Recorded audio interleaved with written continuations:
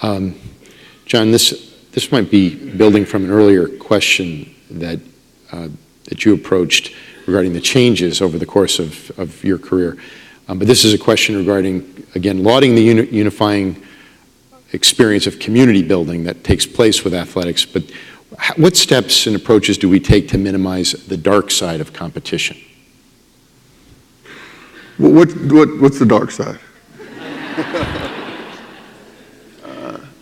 I think it's steps do you take. It's who you are. It's who this institution is. It's who you surround yourself with. And I'm extremely fortunate to work here at Georgetown University. And so the dark side of competition, we're not going to take any shortcuts here.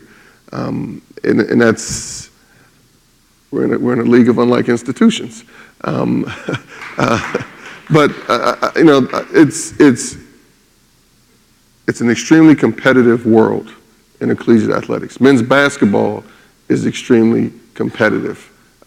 For not just for Georgetown, but for many institutions, the overall good feelings, the face many times of the institution is how their football or basketball team is the football or basketball team. And so yes, there are temptations there to take shortcuts, but we don't take shortcuts. And so if you don't take shortcuts, you stay away from the dark side. Thank you.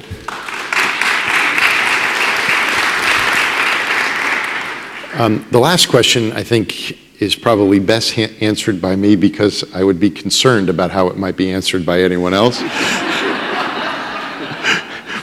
But I will be open to their contributions after I finish.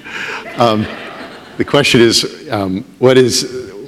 please assess the plans for the multi-sport facility.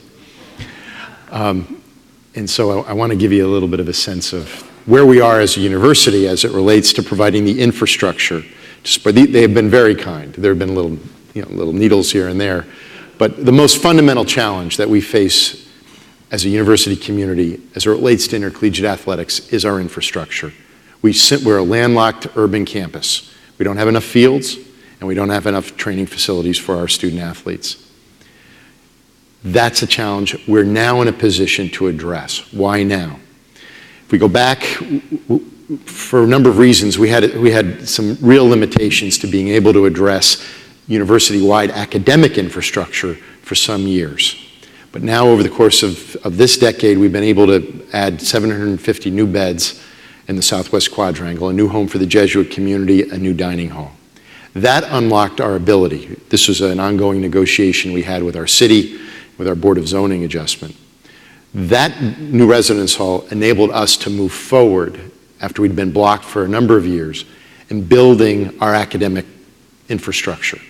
So you saw us build the Performing Arts Center, which opened in 2006, the Royden B. Davis Performing Arts Center. You saw us this past September open the new home for the McDonough School of Business, the Rafiq Hariri building, and now you see the most beautiful site of all, that's the hole right next to it, which is a new home for science. It's something that we've needed for many, many years. I mentioned yesterday to the class of 1960 that as they were leaving, we were breaking ground on a new science building. That was the Rice Science Building. And now 50 years later, here we are building our new science building. That infrastructure was so crucial for Georgetown, we had to address that first. Now that we've got those projects underway, our next step is to strengthen our athletic facilities. And there are two dimensions to that. One is the multi-sport facility, which is another word for our competition field, the Harbin Field, we call it different kinds of things. We'll call it something else eventually. That will come as a result of philanthropic support to the university. But we need to finish that. We started that construction a few years ago. We put a new field down. We gave you a sense of what it will look like when it's done. But the stands there are temporary. And we need to complete that part of the facility. We need to, for both visitors and the home team, the press box and the like, we need to finish the multi-sport facility. But next to that, and we think the space for this is the tennis courts. And you might ask tennis fans, we will find a place for tennis. But we believe that the tennis courts offer us an opportunity to significantly expand McDonough. We built McDonough in 1953 for a campus that had 3,000 men and 8 intercollegiate sports.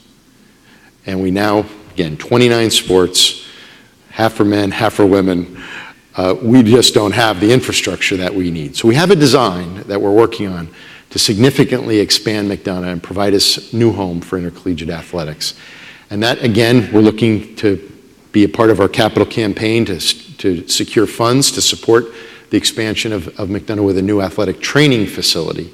And so you hear us talk about two different facilities, the Multisport Facility and an athletic training facility, completing one and constructing another. And that's the next step in the infrastructure development of Georgetown University. We've come to a close. Let me ask if my colleagues want to offer any last words before we bring this to a close. Georgetown's always so kind. Jesuit ideal, the Lord will provide. I'm on the board. The greatest school ever, but our giving as a community doesn't match where the school is and what the school's needs are. And I don't think we should be shy about that. Scholarships and funding scholarships really matter. My mom and dad made $28,000 in their best year. Somehow I was able to go and graduate from Georgetown. We have a really diverse student body.